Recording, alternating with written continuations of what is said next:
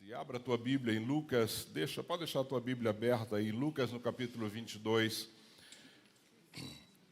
Eu quero falar um pouco hoje sobre a ceia do Senhor. Eu tenho pensado sobre isso e na maioria dos cultos nós temos colocado a ceia como parte do nosso culto ali no final do culto. Vocês têm observado isso.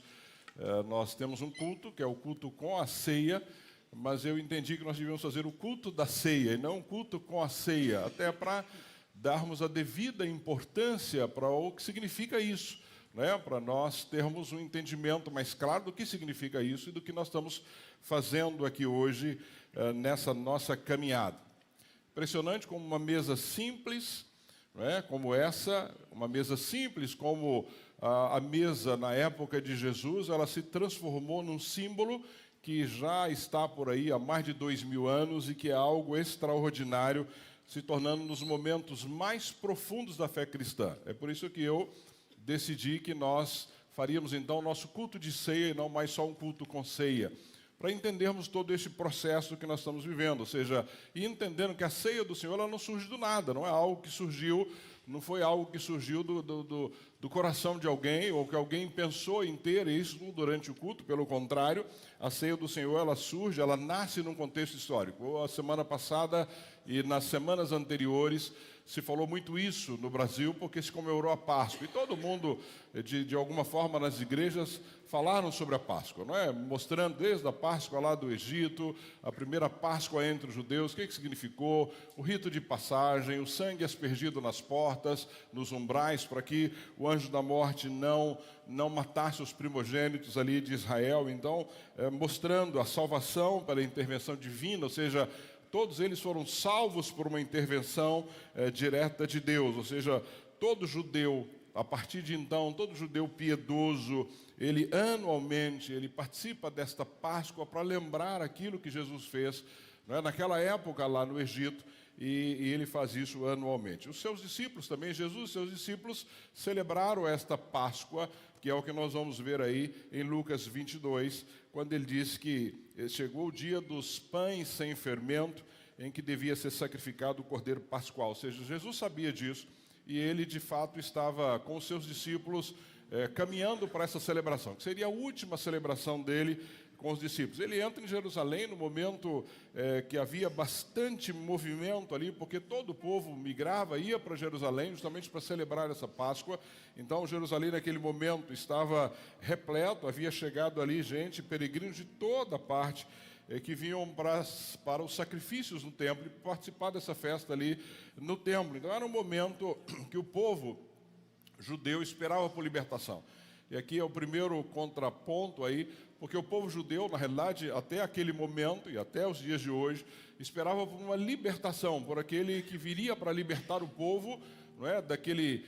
Do cativeiro ali romano, do domínio romano daquela época. Então eles estavam aguardando isso, mas Jesus traria uma libertação muito maior do que aquela que foi executada por Deus no Egito há milhares de anos atrás. Interessante pensar nisso, ou seja, este povo foi liberto do Egito e todos nós aqui conhecemos muito bem a história, de uma forma sobrenatural, da forma que Deus fez, mas essa libertação que Jesus estava trazendo agora era algo muito maior do que o que havia acontecido naquela época, não é? Por isso é que é tão importante nós olharmos para isso com bastante carinho e não relegarmos a nossa ceia como um momento do culto, e sim dar a devida importância para ela. Do cordeiro da Páscoa ao cordeiro de Deus, né? João Batista já havia anunciado, João Batista já havia falado sobre isso. Vejam, é o cordeiro de Deus que tira o pecado do mundo. João 1:29 diz isso. João Batista que veio para abrir caminho, para preparar o caminho para o Senhor Jesus.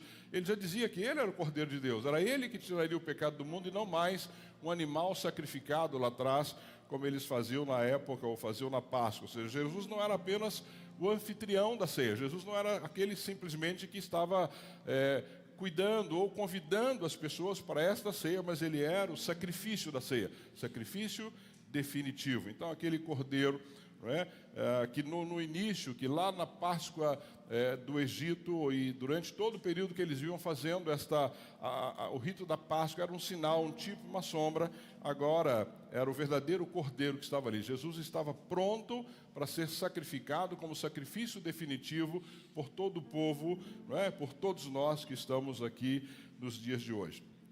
E ele começa aí no verso 15, de uma forma muito interessante, aí você vai ler comigo, esta mesa que foi preparada com um propósito. Lucas 22, 15, ele diz assim, Lucas 22, 15, leia comigo. Disse-lhes, quem? Jesus, desejei ansiosamente comer essa Páscoa com vocês, antes de sofrer. Ou seja, a ideia aqui é lembrarmos dele, e é por isso que o título da minha mensagem é Lembre-se dele, é lembrar dele. Dele quem? Aquele que desejou ansiosamente comer essa Páscoa conosco. Ele desejou isso, não é? Ele fez isso e ele aguardou por isso. Então, pense comigo a partir daí, uma mesa preparada com amor. Essa mesa que nós preparamos aqui, ali você tem os elementos, você tem o vinho que simboliza o sangue, não é? Ou o suco de uva, nós usamos suco de uva, que simboliza o sangue, e ali você tem um pão que simboliza o corpo de Cristo.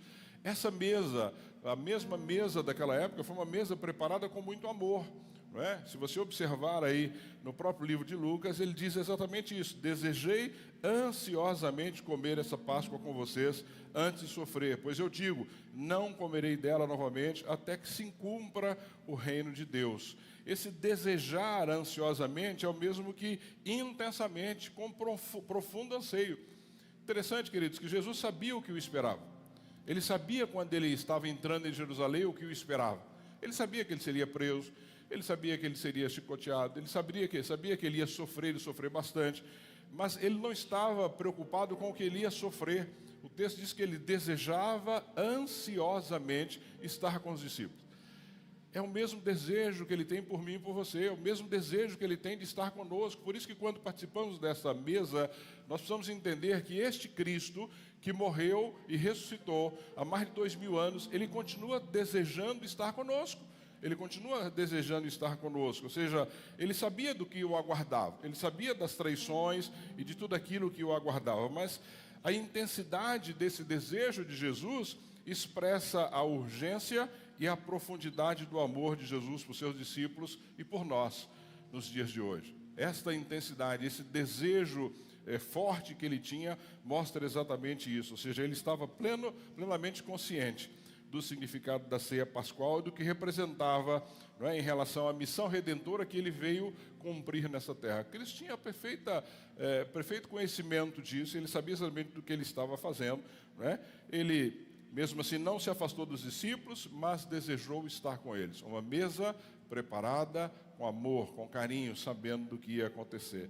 Então, a ceia não é um gesto religioso vazio, não foi nem é nos dias de hoje, mas é uma expressão do amor de Jesus para aqueles ou por aqueles a quem chamou de amigo. Lá em João ele diz isso: já não os chamo santos, eu os tenho chamado amigos.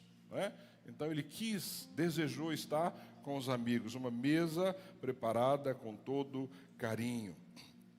Um teólogo australiano que viveu até 2006, ele diz que a cruz estava diante de Jesus, mas ele ansiava pela comunhão com os discípulos antes de enfrentá-la.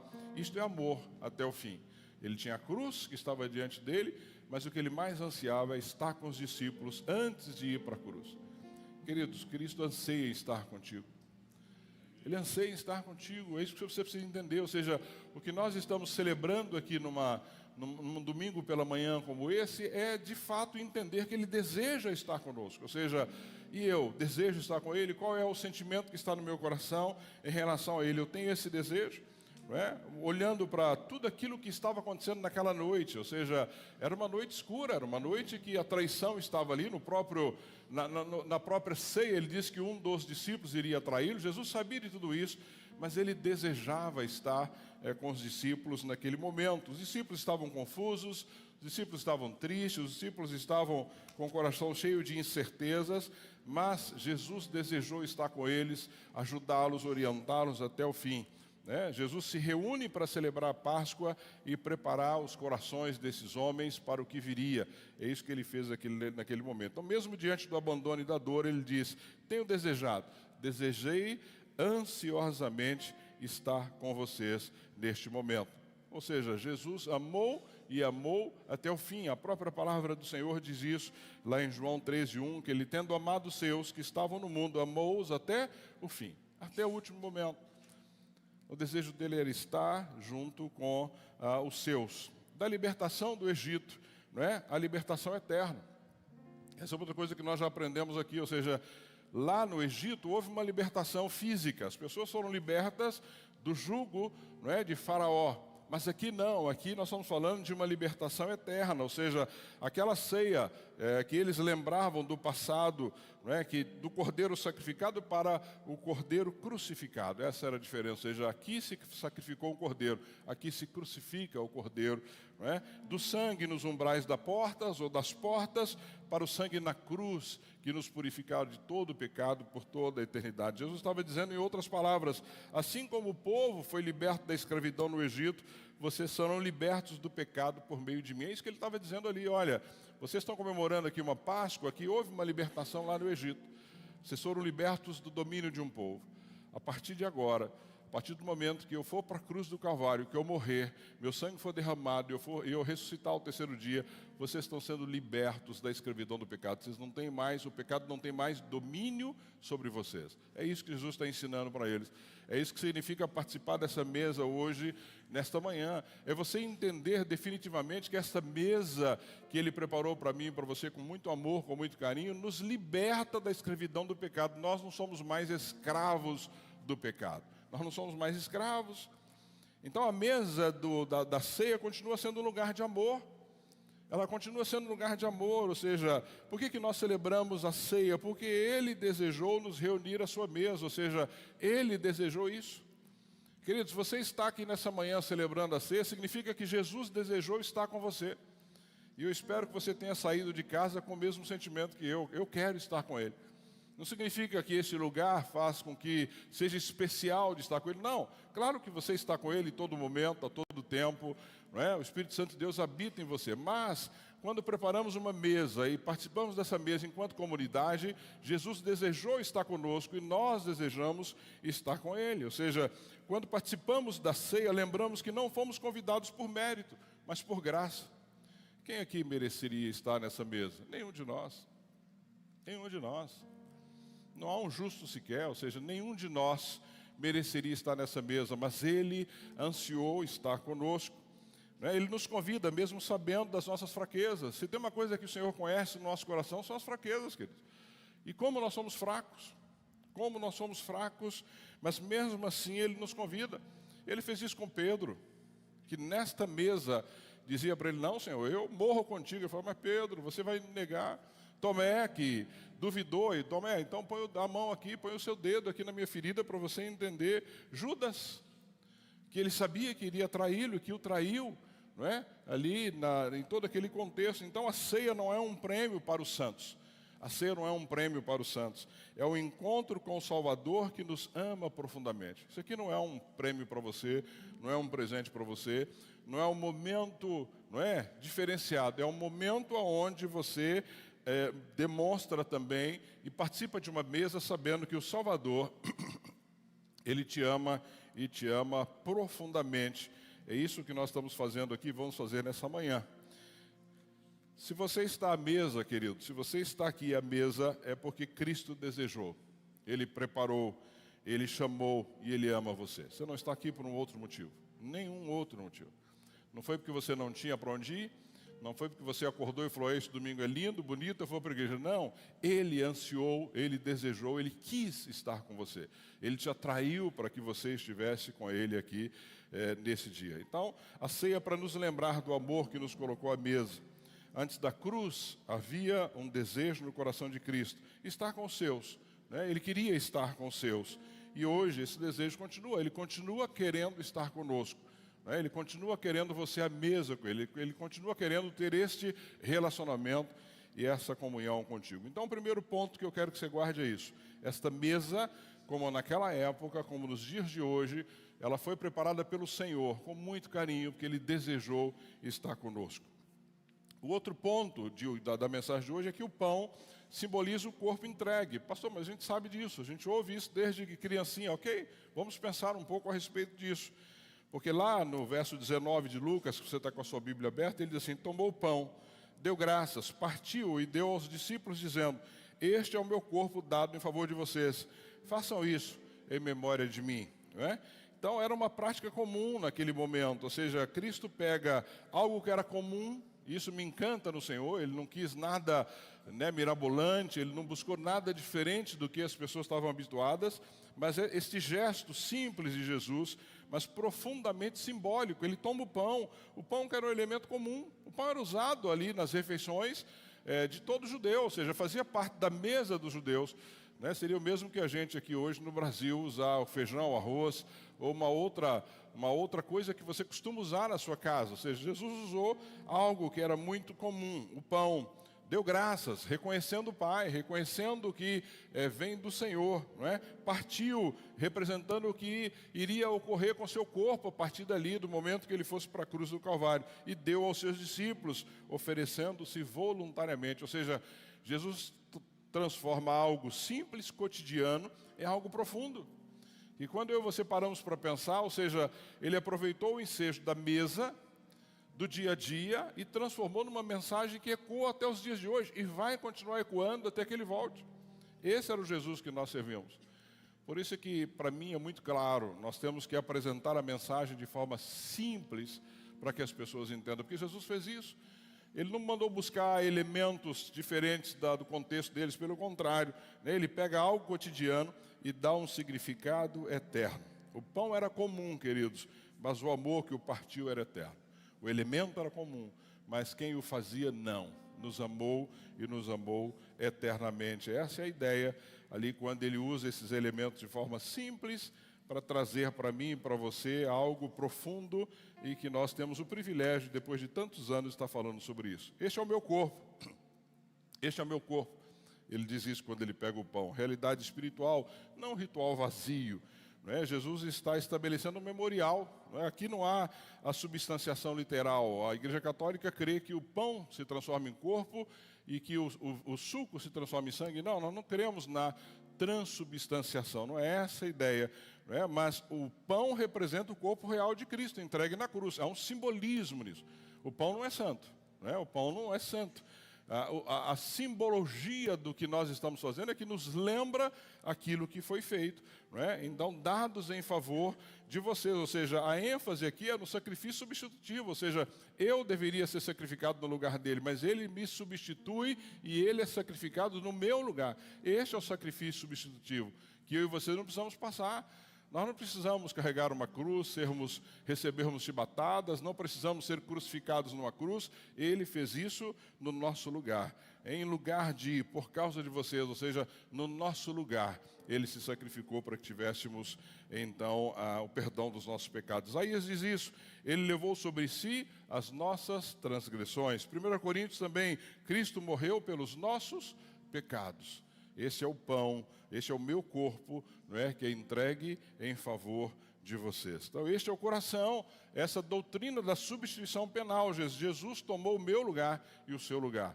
Por isso é que é tão importante você olhar para esta mesa e entender o que você está fazendo.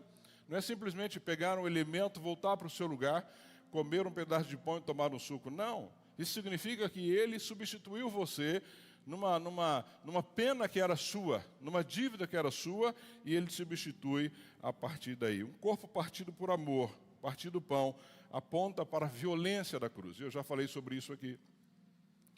O que Jesus sofreu na cruz é inimaginável para nós. Nós não temos condições de imaginar o sofrimento que ele passou ali naquele momento. Ou seja, no nosso lugar, pancadas, espinhos, chicotes, pregos, nas suas mãos, ficar pendurado numa cruz, o corpo foi moído, ferido, foi despedaçado por nós, ou seja, ele teve um sofrimento que nós não teríamos a mínima condição de passar. Mas Isaías já dizia isso 700 anos atrás. Ele foi traspassado por causa das nossas transgressões, foi esmagado por causa das nossas iniquidades. Lembre-se, quando você participar desta mesa, ele substituiu você naquela cruz do Calvário. Ele substituiu você numa pena que era sua, mas por amor a você, por amor a mim, Ele nos substitui. O pão partido, queridos, este pão que foi entregue por nós, o pão partido nos lembra que houve um corpo ferido, o dele. O dele foi ferido por amor a mim, por amor a você. Essa é a ideia do segundo elemento que nós utilizamos na ceia do Senhor. Essa é a ideia. Ao receber o pão, você vê a cruz? Eu creio que ao receber o pão, você precisa olhar para essa cruz. Porque o pão significa exatamente Cristo que foi pregado numa cruz, semelhante a essa, né, no nosso lugar. Ao comê-lo, ao comer deste pedaço de pão, você se lembra do preço que foi pago, porque é um preço muito caro, que nenhum de nós teria a mínima condição de pagar. Ao participar da ceia, você agradece com reverência ou é um gesto simples que você faz, né, uma vez por mês? Porque se nós não tomarmos cuidado, a gente vai fazendo disso algo tão... né, é um gesto que você não entende a simbologia, você não entende de fato o que aconteceu. Ou seja, houve um custo, houve um sacrifício, houve amor até o fim por mim e por você. Por isso é tão importante entendermos esta mesa preparada com carinho, né, este corpo que foi entregue por mim e por você. John Stott diz que não há ceia verdadeira sem memória da cruz. Não há ceia verdadeira sem memória da cruz. Ou seja, não dá para eu e você participarmos da ceia uma vez por mês sem lembrarmos dessa cruz, sem entendermos o que significou isso. Nós vamos dar valor a isso. Porque senão nós vamos entrando numa rotina tão mecânica das coisas que nós fazemos por fazer. Não é? Nós participamos por participar, mas não entendemos mais o porquê que nós estamos fazendo aquilo. Jesus não apenas disse que nos amava. Ele não apenas disse que nos amava, Ele mostrou isso ao dar o seu corpo por nós. Lembra que João fala isso? Amor tem que ter prática. Que amor é esse que não tem prática? Jesus fez isso. Ele disse que nos amava e Ele se entregou por nós. Este é um amor verdadeiro. Né? Quando comemos o pão, não estamos apenas repetindo um gesto antigo que começou lá no Êxodo, mas estamos dizendo, Senhor, eu me lembro, eu te agradeço. Então, quando você participar hoje, quando você comer um pedaço do pão que está ali, você diz assim, Senhor, eu te agradeço, eu me lembro do sacrifício que o Senhor fez na cruz do Calvário no meu lugar. Senhor, era eu que deveria estar naquela cruz, mas o Senhor me substituiu. É valorizar isso. É demonstrar isso na prática, é viver uma vida que demonstre isso. Senhor, eu me lembro, eu te agradeço, por isso eu quero viver uma vida digna na sua presença, por isso eu quero ser de fato um discípulo de Jesus, por isso eu quero que a minha vida demonstre quem eu sou, por isso, Senhor, que eu não quero envergonhar o teu evangelho, por isso que eu não quero ser um mau testemunho, por isso que eu quero ser alguém que proclame as boas novas, por isso que eu quero ser alguém que traga alegria ao teu coração. Porque eu preciso lembrar do sacrifício feito na cruz no meu lugar, no meu lugar. Então, para que você guarde muito bem, o primeiro ponto, uma mesa preparada com amor. Desejei intensamente estar com vocês. Foi essa mesa que foi preparada para isso. Segundo, o pão que simboliza o corpo entregue. É entregue em favor de mim e de você. Terceiro aspecto, o cálice da nova aliança, que é o segundo elemento que nós vamos utilizar nessa manhã. Lucas capítulo 22, verso 20, diz assim, da mesma forma, depois da ceia, tomou o cálice, dizendo, este cálice é a nova aliança do meu sangue, derramado em favor de vocês. Este é o cálice, não é? Este é o cálice e a nova aliança do meu sangue, derramado em favor de vocês. Os judeus tinham e utilizavam, em média, 4 cálices, baseado lá em Êxodo. Porque lá em Êxodo, no capítulo 6, versos 6 a 7, mostra isso. Eles usavam para Páscoa 4 cálices. Lá em Êxodo diz assim, por isso, diga aos israelitas, Êxodo 6, capítulo 6, versos 6 e 7. Por isso, diga aos israelitas, eu sou o Senhor, eu os livrarei. Eles usavam um cálice, então, para mostrar esse livramento de Deus. Do trabalho imposto pelos egípcios. Eu os libertarei. Usavam outro cálice representando essa libertação da escravidão. E os resgatarei. Usavam um outro cálice para demonstrar o resgate que Deus havia feito com braço forte e com poderosos atos de justiça. E o quarto cálice, eu os farei meu povo e serei o seu Deus. e serei o Deus de vocês. Então vocês saberão que eu sou o Senhor, o seu Deus, que os livra do trabalho imposto pelos egípcios. Então eles usavam um cálice que representava que ele os tirou, que ele os livrou, que ele os libertou, os resgatou e fez deles um povo. Nós talvez pudéssemos pensar em que cálice nós estaremos usando. Seria o terceiro cálice aí do resgate, da redenção, aquilo que ele fez comigo e com você. Ele nos resgatou de onde? De um mundo perdido. Ele nos resgatou de uma vida do pecado. Ele nos resgatou de uma vida caminhando para o inferno. Ele nos resgata e nos dá uma nova vida, uma nova história. Ele nos dá esperança. Nós precisamos mais de 4 cálices. Nós precisamos simbolicamente entender o que ele fez e o porquê que ele fez isso e viver isso da forma que agrade o Senhor. Então, o cálice que Jesus tomou provavelmente tenha sido o cálice da redenção. Uma nova aliança. Essa é a promessa dele quando participamos desta ceia, uma promessa cumprida em Cristo. Jesus declara: este cálice é a nova aliança no meu sangue. Jeremias já dizia isso. Lembra que eu usei o texto de Jeremias numa mensagem recente, quando Jeremias então falava para o povo que estava no cativeiro. Quando Jeremias, lá no capítulo 31, versos 31 a 34, você pode ler na sua casa, eu vou ler só um trecho, ele dizia assim: farei uma nova aliança, não como a que fiz com seus antepassados, perdoarei a sua maldade e não me lembrarei mais dos seus pecados. Uma nova aliança. Jeremias já estava apontando para isso. No Antigo Testamento, queridos, alianças eram seladas com sangue de animais, nós todos sabemos disso. Ou seja, as pessoas pegavam o animal, levavam até o templo para que isso fosse sacrificado. Na nova aliança, nessa nova aliança, o sangue é o sangue do Filho de Deus. É o sangue de Cristo derramado na cruz do Calvário. Ou seja, eu e você vivemos na nova aliança. O sangue de Cristo definitivamente foi derramado no madeiro, na cruz, no meu e no seu lugar. O sangue de Jesus não apenas cobre o pecado, Hebreus diz isso, como no sistema levítico, ele remove o pecado da nossa vida. Não é só cobrir, ele tira, ele remove, ele te limpa, ele te deixa limpo e livre do pecado. Você não tem mais isso sobre a sua vida. Ou seja, o sangue derramado por libertação e reconciliação, derramado em favor de vocês. Então, quando você hoje pegar um cálice que representa o sangue de Jesus, você precisa lembrar de fato o que isso significa. O que isso significa? O sangue derramado na cruz, ele te redime. Ele te redime. Efésios diz isso.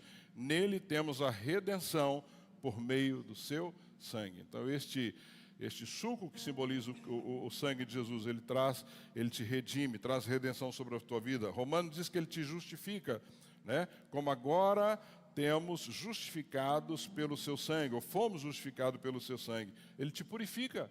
Este sangue derramado na cruz te purifica. João, no capítulo 1 João 1,7 diz: e o sangue de Jesus, teu filho, ou seu filho, nos purifica de todo pecado.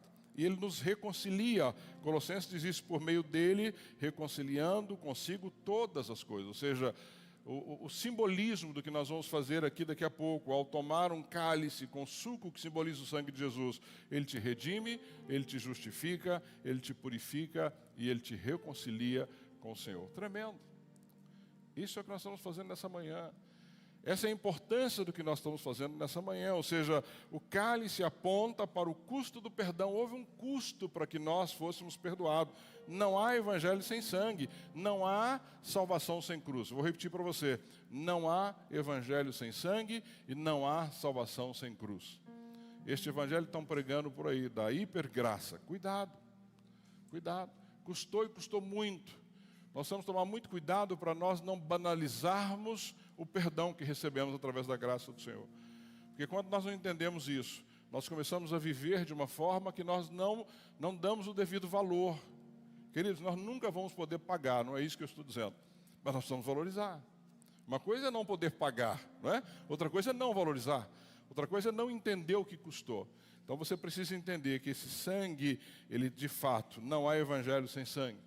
Não há boas novas, não há boas notícias sem sangue derramado na cruz do nosso lugar. Portanto, quando uma pessoa ouve de Jesus, quando um pecador ouve de Jesus, ele precisa entender que o sangue de Jesus foi derramado na cruz do Calvário por causa dele.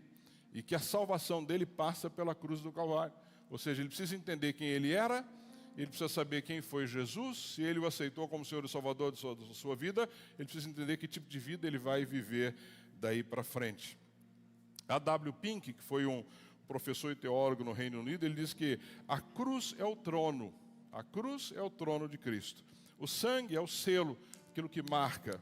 E a ceia é o memorial da nova aliança. Então, nós precisamos entender isso. Nós estamos fazendo e participando de um memorial que tem que nos lembrar, tem que trazer à nossa memória, né, o que significou isso. Participar do cálice é renovar o compromisso. Quando participamos da ceia, eu e você, nós estamos renovando este compromisso. Quando você toma deste cálice, quando você estiver ali com este cálice, você vai dizer assim: eu creio que Jesus morreu por mim. Eu creio que Jesus morreu por mim. Eu pertenço a Ele e ninguém mais. Eu pertenço a Ele. Minha vida está sob a nova aliança. É uma nova aliança firmada por Ele, né? Então o cálice não é só uma memória. O cálice é uma identidade, querido. Nós temos uma identidade, ou seja, participar da ceia é reafirmar: eu sou parte da nova aliança em Cristo. Eu faço parte disso. Eu faço parte desta nova aliança em Cristo Jesus. Ou seja, essa é a minha identidade. Quem você é? Discípulo de Jesus. Quem você é? Discípulo de Jesus. A quem você serve? Jesus. A quem você obedece? Jesus. A quem você quer agradar? Jesus. É assim que eu preciso viver a minha vida. Eu faço parte dessa nova aliança. Algo que custou muito, muito, muito, muito foi feito nesta cruz do Calvário para que eu pudesse fazer parte desta aliança. Então, o sangue da nova aliança não foi simbolicamente derramado, querido. Ele correu real. Ele foi derramado na cruz por mim e por você. Não é um simbolismo. Não é algo simbólico. Cristo, de fato, derramou o sangue dele na cruz no meu e no seu lugar. Isso é real, isso é sério. E nós, às vezes, vivemos a nossa vida cristã como se isso fosse algo, não é? Que, será que aconteceu? Mas aconteceu. Aconteceu, de fato, isso. Ou seja, para que eu e você pudéssemos estar aqui, Ele se sacrificou na cruz no nosso lugar. A ceia não é um memorial silencioso. Não é um memorial silencioso, é um testemunho vivo. Nós somos o povo da nova aliança. Ou seja, você está dizendo: eu faço parte dessa nova aliança. Não é algo secreto, silencioso, escondido que nós fazemos. Não. A ceia significa isso, é igual ao batismo. Quando nós fazemos o batismo, nós não queremos dar publicidade a isso, porque não é um testemunho público de que eu estou vivendo uma nova vida com Cristo, é a mesma coisa. Uma mesa preparada com amor. O pão que simboliza o corpo entregue. O cálice da nova aliança. E quarto lugar, lembrar é viver comprometido. Lembrar é viver comprometido. Veja o que diz aí o verso 19. Ele diz assim: façam isso em memória de mim. Façam isso em memória de mim. Quando nós falamos de memória na Bíblia, queridos, não é algo passivo, é ação com propósito. Ou seja, lembrar do Senhor não é dizer assim: eu vou agora lembrar dele porque eu estou aqui participando da ceia. Não, lembrar dele é viver. É viver a sua vida baseado nisso. Ou seja, quando a Bíblia fala de lembrar, não se refere apenas a um pensamento mental, não é algo emocional, mas a ideia no hebraico e no grego, não é lembrar, é trazer a consciência com um fim prático. Lembrar do Senhor significa que você traz a consciência com um fim prático. O que significa isso? Ou seja, eu trago a consciência para fazer algo prático, não é simplesmente lembrar daquilo que estou fazendo, senão fica mecânico. Eu fui lá, eu participei da ceia hoje na igreja e foi uma bênção. Mas o que isso significou para você? O que isso trouxe para você? Uma decisão de fazer algo prático a respeito. Não é? É essa a ideia. Não é? Quando o Senhor, a palavra de Deus fala que o Senhor lembra lá da aliança com Noé, com Abraão, não é? Que ele fala com Noé, depois que o mundo é cheio de água, depois que a arca já assenta, ou seja, ele tinha uma aliança com Noé. Quando ele fala que ele lembrou da aliança que ele tinha com Noé. Quando ele fala para Moisés sobre a aliança que ele fez com Abraão, e por isso ia libertar o povo, a lembrança era prática. A lembrança trazia para algo prático que deveria fazer. Então, essa é a ideia. Façam isso em memória de mim, ou seja, vivam a partir disso. Falem sobre isso, preguem sobre isso, vivam sobre isso, deem testemunho sobre isso. Não é algo nostálgico, é um compromisso com o que Cristo fez e com quem Ele é, dizia John Piper. Não é uma nostalgia, não é algo que você fala assim, nossa, que bacana, que bonito, né? Que boas lembranças. Nostalgia é quando você lembra de alguns anos atrás, não é? A gente tem isso, que legal era aquela seleção de 1900 e não sei quanto, que legal era aquela... Isso é nostálgico. A ceia não é algo nostálgico. A ceia é algo prático, tem que me levar à prática do dia a dia. Então John Piper diz isso, a ceia não é nostálgica, ela é um compromisso com o que Cristo fez e com quem Ele é. O que Ele fez? Morreu na cruz no seu lugar, quem Ele é, o teu Salvador, o teu Senhor. Ou seja, é esta atitude prática que tem que ter na minha vida. Senão vira uma nostalgia. Hoje lá na igreja, que bacana, hoje foi dia de ceia. Foi tão bonitinho, não é? Tão bonitinho, tão legalzinho, a mesa estava tão bonita. Isso é nostalgia, gente. O que Ele espera de nós é prática. Essa memória que tem que transformar, sair do nosso coração para a prática. Lembra as cartas que nós estudamos aqui? O que os escritores, Paulo, Pedro, Judas, o que eles mais diziam? Ou seja, nós temos que demonstrar isso, nós temos que pregar isso, nós temos que viver isso, nós temos que avançar. As pessoas precisam de Jesus, ou seja, lembrar dele é renovar a fé no Evangelho. Nós precisamos renovar a nossa fé no Evangelho hoje, ou seja, restaurar o entusiasmo. Eu disse isso aqui domingo passado, parece que nós perdemos o entusiasmo. Sabe, de pregar para as pessoas, de levar as pessoas a Cristo, de mostrar que Ele é a solução. Nós estamos vivendo um momento no Brasil hoje, queridos, muito complicado. Parece que todo mundo já é crente. E aí não pregamos mais para ninguém, não chamamos ninguém mais para um café intencional. Não chamamos ninguém para uma refeição, né, com más intenções, mas cheias de boas intenções. Perdemos isso. Parece que nós só temos amigos crentes. Aonde a gente vai? Só crente. A gente vive só entre crentes. Não. Restaurar a fé no Evangelho é restaurar o entusiasmo, a convicção. É a prática de uma vida viva que transforma vidas. É isso.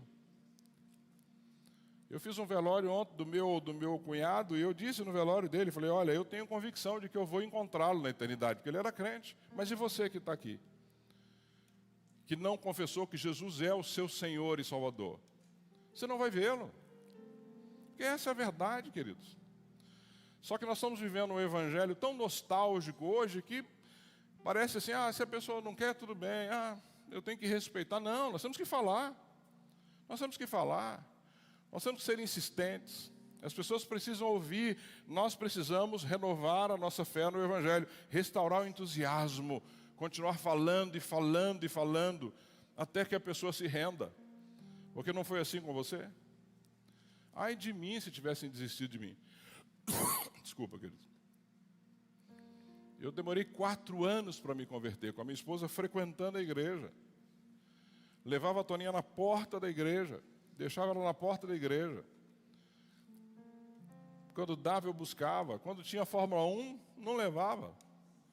Porque eu curtia muito Fórmula 1. Vôlei, hoje está tendo. Hoje está tendo final da Superliga. Eu estou aqui pregando, mas está tendo final da Superliga. Né? Mas ela não desistiu de mim.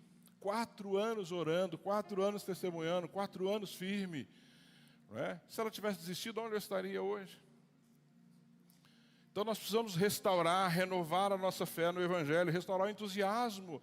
Não é só aqui, queridos, aqui é bom demais. Estar no meio de crente é a melhor coisa que tem, mas não é isso que o Senhor quer para nós. Nós vamos vir aqui para nos abastecermos. Mas nós temos segunda, terça, quarta, quinta, sexta, sábado antes de voltar aqui, de vida lá fora. E eu estou fazendo diferença lá fora, as pessoas estão entendendo, ou seja, fala para as pessoas que não conhecem Jesus, fala assim, olha, eu tive uma ceia lá na minha igreja domingo, você sabe o que significa? É igual na igreja católica? Não, um pouquinho diferente, posso te explicar? Explica. Aproveita a oportunidade para falar para a pessoa sobre isso. Levanta aí a curiosidade da pessoa para que você possa testemunhar a respeito disso. Renovar a fé no Evangelho. Né? Renovar essa fé é confessar, Cristo morreu por mim, ressuscitou por mim e eu vivo para Ele. Cristo morreu por mim, ressuscitou por mim e eu vivo para Ele. É isso que nós temos que viver.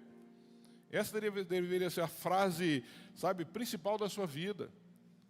Você deveria caminhar assim, isso deveria estar em todos os lugares, para você nunca se esquecer disso. Nunca se esquecer disso. É olhar para o passado, da cruz, né? Olhar para o presente, a graça que nos alcançou, e para o futuro, a esperança que nós temos de estar com Ele por toda a eternidade. Passado, cruz, presente, graça, futuro, esperança. Essa tem que ser a minha caminhada e a sua caminhada. É assim que nós temos que caminhar a nossa vida cristã. Então, queridos, não basta lembrar da cruz. Não basta lembrar dessa cruz.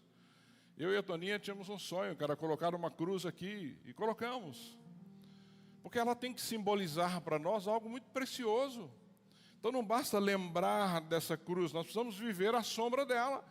Nós precisamos viver sabendo o que ela significa para as nossas vidas. É perdoar como somos perdoados. Tem gente que tem extrema dificuldade em perdoar. Queridos, eu até entendo que você tenha dificuldade de perdoar, mas perdoar é uma ordem, não é um desejo. Você acha que você vai ficar desejoso de perdoar alguém que fez algo contra você? Claro que não. Mas o Senhor nos deu isso como ordem. Se você não perdoar o irmão que peca contra ti, eu não o perdoarei. Ou seja, é uma ordem. E há uma condição aí. Você foi perdoado. Eu não conheço a sua vida, não conheço a sua história. E ainda bem que eu não conheço e que você não conhece a minha. Só Deus sabe o que nós já fomos perdoados. Mas Ele nos perdoou, não colocou condições. A única condição que Ele colocou é que nós fôssemos obedientes a Ele. Que nós servíssemos a Ele, que nós caminhássemos segundo a vontade dEle. É perdoar como fomos perdoados, é servir como fomos servidos. Eu já disse isso aqui, vou repetir, eu sou grato por essa igreja. Nós temos aqui uma gama gigante de pessoas que servem. Isso é muito bom. Isso é muito bom, porque vocês entenderam o que é o Evangelho. Eu não estava muito bem, não estou muito bem esses dias, a Toninha está com pneumonia, nós estamos tratando da pneumonia com a Toninha. Não passei muito bem essa noite, saí de casa hoje, era 9h30. Cheguei aqui 15 para as 10. Está tudo pronto. Portanto, eu sou um pastor privilegiado, que eu posso chegar aqui faltando 15 minutos para o culto e tudo está funcionando perfeitamente. Não é? Porque vocês entenderam que vocês não estão aqui para me servir. Vocês estão aqui para servir o Senhor. Se eu estiver aqui ou não, vocês precisam fazer o que é necessário fazer. Por isso que participar disso é servir como fomos servidos, é isso, renovar a nossa fé no Evangelho, é amar como fomos amados, que fomos amados de uma forma especial, fomos amados de uma forma sobrenatural, fomos amados de uma forma que não dá para explicar. Olha quem você é e Jesus te amou a ponto de morrer na cruz no Calvário no teu lugar. É impressionante, ou seja, e é caminhar como Ele andou, caminhar como Ele andou. 1 João 2,6 diz assim, aquele que afirma que permanece nele, deve andar como Ele andou. Então eu tenho que andar como Ele andou. Se eu sou discípulo de Jesus, a minha caminhada tem que ser igual a dele. As pessoas têm que ver em mim um homem diferente dos demais. Eu tenho que ser um bom marido, eu tenho que ser um bom pai, eu tenho que ser um bom profissional, eu tenho que ser um bom cidadão, preciso dar exemplo, preciso dar testemunho, porque eu ando como Cristo andou. Porque se eu digo que eu sou dele, ou que permaneço nele, eu preciso caminhar como ele caminhou. A ceia, queridos, que nós vamos celebrar daqui a pouco, é uma proclamação, e ela tem que trazer para nós esperança. 1 Coríntios 11:26 diz assim, pois sempre que comerem deste pão e beberem deste cálice, vocês anunciam a morte do Senhor até que Ele venha. Vou repetir para você não se esquecer. Pois sempre que comerem deste pão e beberem deste cálice, vocês anunciam a morte do Senhor até que Ele venha. Lembrar-se de Jesus, lembrar-se do que eu estou dizendo aqui para você, é também anunciar sua obra e esperar a sua vinda. Precisamos anunciar a obra do Senhor e anunciar a sua vinda. Ele vai voltar, acreditando você ou não, Ele vai voltar. Ele vai voltar. E eu espero que você esteja pronto para a volta dele. Eu espero que você fale para todo mundo sobre a volta dele. Eu espero que as pessoas, quando ele voltar, tenham tido a oportunidade de aceitá-lo como Senhor e Salvador. Porque é isso que nós temos que fazer quando nós ceamos, quando nós estamos lembrando desse memorial. A ceia aponta para a cruz, para o nosso coração, que é para dentro, para os lados, eu já falei sobre isso, sobre a comunhão que nós temos, e para frente, que é a esperança. Então lembre-se disso. Cruz, coração, comunhão e esperança no futuro. É isso que nós fazemos aqui, é isso que nós celebramos aqui. Quem lembra de Jesus na ceia, vive por Ele no dia a dia. Vou repetir para você. Quem lembra de Jesus na ceia, vive por Ele no dia a dia. Lembrar dele aqui, durante o memorial, e não viver no dia a dia, você é mentiroso, não é? Você não está vivendo a verdade do Evangelho. Participar da ceia é reafirmar um pacto com Cristo. A ceia é a renovação pública da nossa fé pessoal nesse Deus que nós servimos.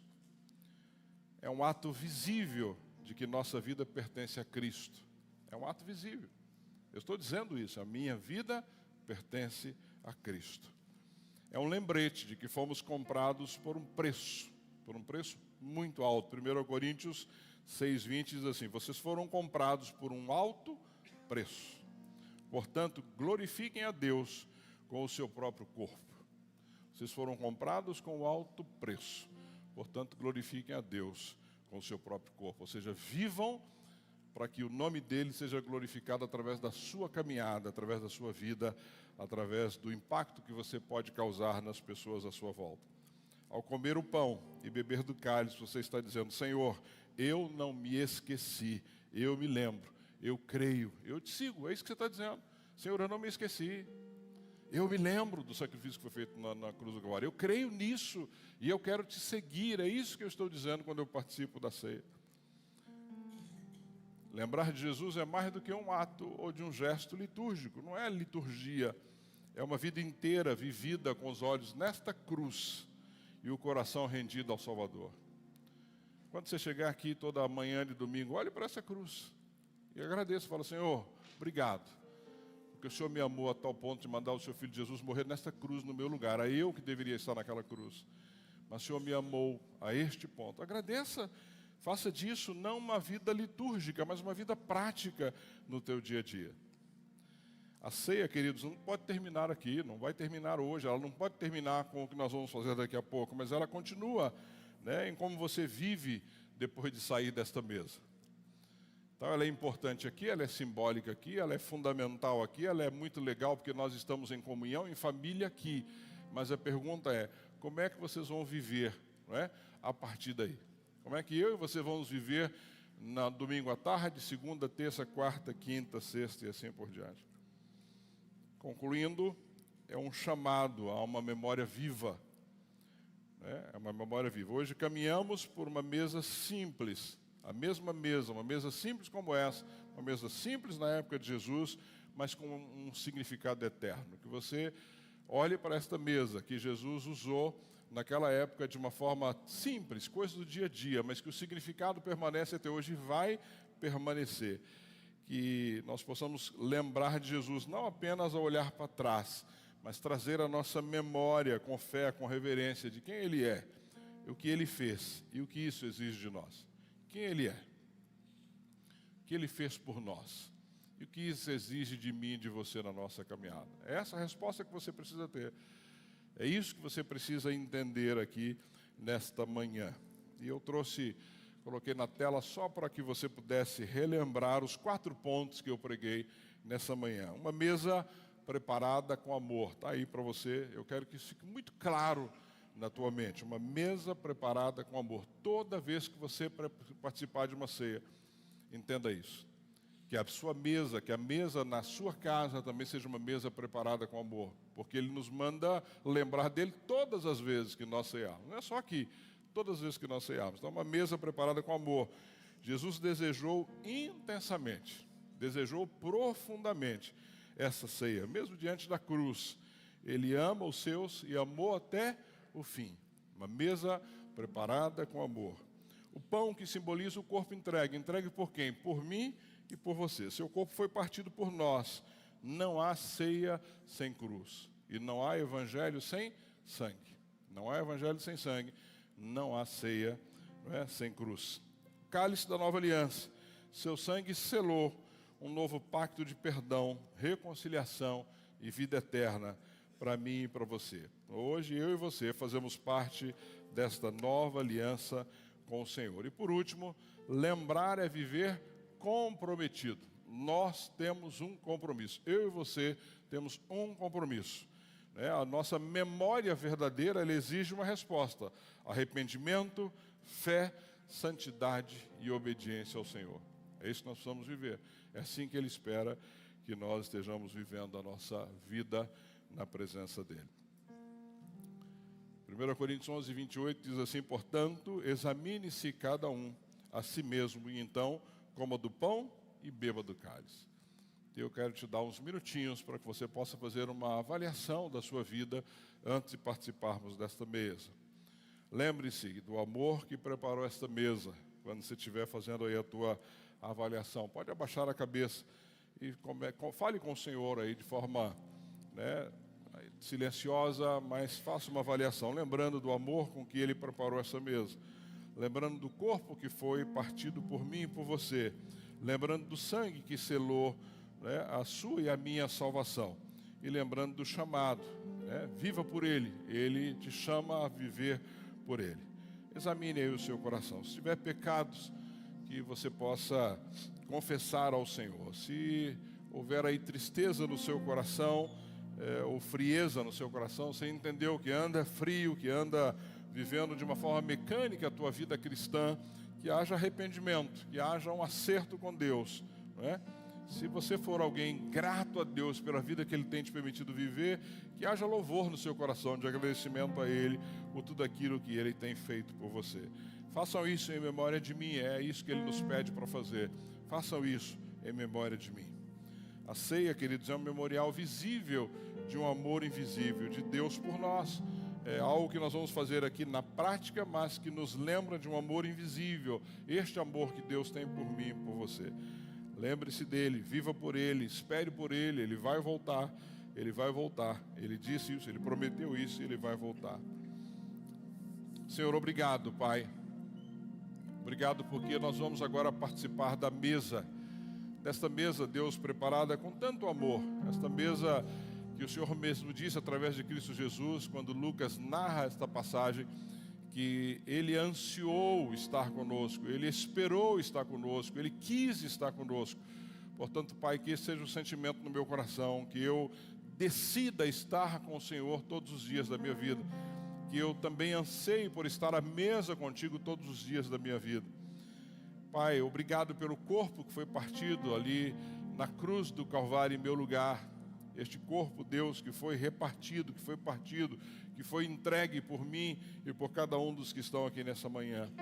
Obrigado pelo sangue que foi derramado naquela cruz do Calvário, que selou a salvação em Cristo Jesus, que selou uma vida contigo por toda a eternidade. Pai, que presente o Senhor nos deu. E que nós possamos, de fato, viver pelo Senhor, para o Senhor, fazendo a Tua vontade. Por isso, Pai, ao participarmos dessa manhã, dessa ceia, que tudo isso possa vir à nossa mente, e que nós, Deus, possamos entender o preço que foi pago para que tivéssemos o privilégio de participar nessa manhã, como vamos fazer aqui. Portanto, Pai, que cada um tenha sondado o seu coração, cada um tenha acertado contigo o que fosse necessário, e que possam participar, Pai, de forma digna dessa mesa, lembrando de fato o que ela significa e o que ela simboliza para as nossas vidas. É assim que eu oro e te agradeço, Pai, em nome de Jesus. Amém, amém e amém.